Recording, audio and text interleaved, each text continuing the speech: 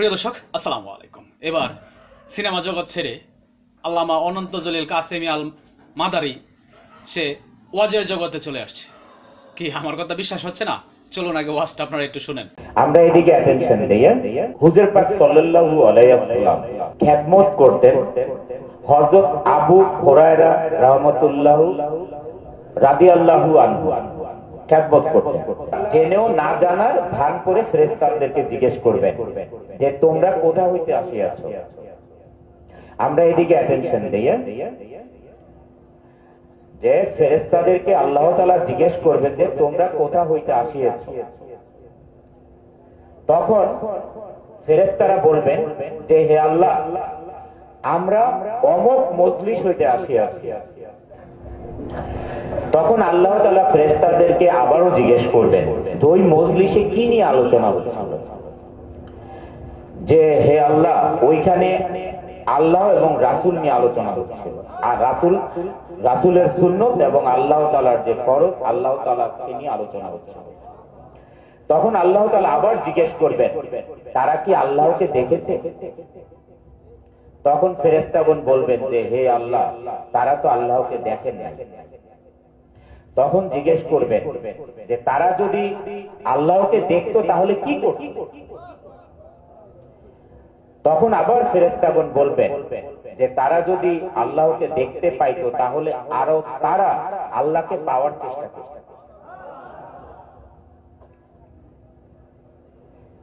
এমন করতে করতে এক সময় জিজ্ঞেস করবেন যে তারা কি হইতে পানা চাইয়াছে। তখন বলবেন ফেরেশতাগণ যে তারা দোজখ হইতে পানা চাইয়াছে। তখন আবার ফেরেশতাগণ জিজ্ঞেস করবেন যে তাহারা কি কখনো দোজখ দেখিয়াছে।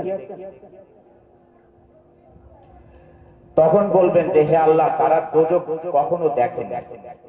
তখন আবার জিজ্ঞেস করবেন যে যদি তারা দোজখ দেখিত তাহলে কি করি।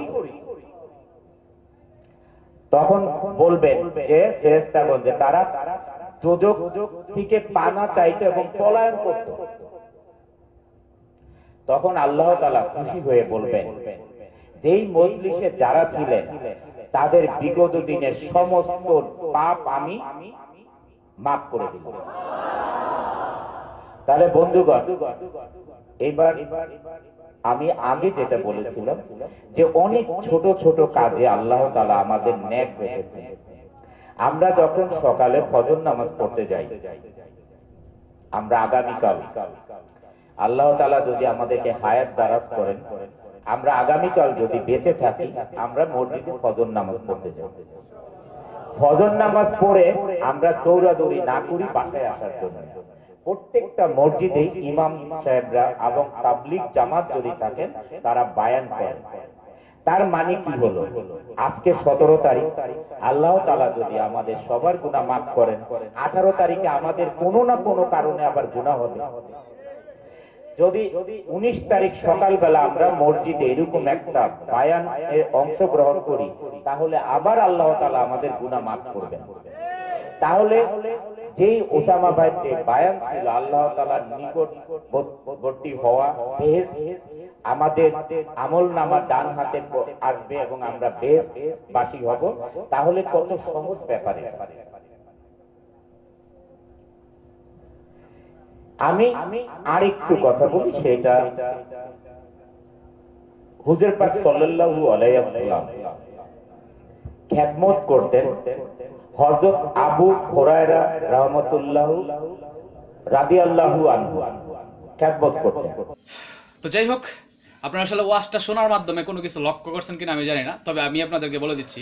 এক পাশে বসে আছেন মাওলানা মুফতি হাবিবুর রহমান মিসবা, আর অন্য পাশে যে কিনা এই আপনার সাতপন্থী যারা তাদের সাথে একত্রিত হয়ে যে কিনা আপনার এই বর্তমান তাবলীগ জামাতের ভাইদের উপরে হামলা করা হয়েছে সেই দলের টাউট, সেটা বসে রয়েছে। তারই মাঝখানে বসে প্রধান অতিথি হিসাবে ওয়াজ নসিহত করিতেছেন আমাদের আল্লামা অনন্ত জলিল কাসেমি আল মাদারি। আপনাদের ওয়াজটা কেমন লাগছে বা দ্বিতীয়বার আপনারা আসলে তাকে কোথায় দেখতে চান অবশ্যই কমেন্টে জানাবেন। তবে আসলে বিষয়টা হচ্ছে ইদানিং এই ওয়াজটা ভাইরাল হইলেও ঘটনাটি আপনার যতটুকু জানতে পারছি এটা হচ্ছে আপনার 2018 সালের। কিন্তু আশ্চর্যের বিষয় হলো প্রায় আধা ঘন্টা প্রধান বক্তাকে পাশে বসিয়ে আল্লামা অনন্ত জলিল বক্তব্য রাখলেন। মানে তাহলে তিনি কত বড় মানে ইসলামিক পণ্ডিত হয়েছে চিন্তা করেন।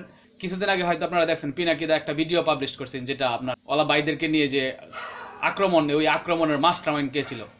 এই যে দুই বন্ড দেখেন সাথে বসে রয়েছে, এই দুই বন্ডই এই মানে আপনার কাজের মূল হোতা। এখন তো স্পষ্ট হয়ে গেছে, আপনারা বুঝতে পারতেছেন যে কার সাথে কার লিঙ্কটা। তো যাই হোক, এতটুকুই বলার ছিল। ভালো থাকবেন সকলে, আসসালামু আলাইকুম।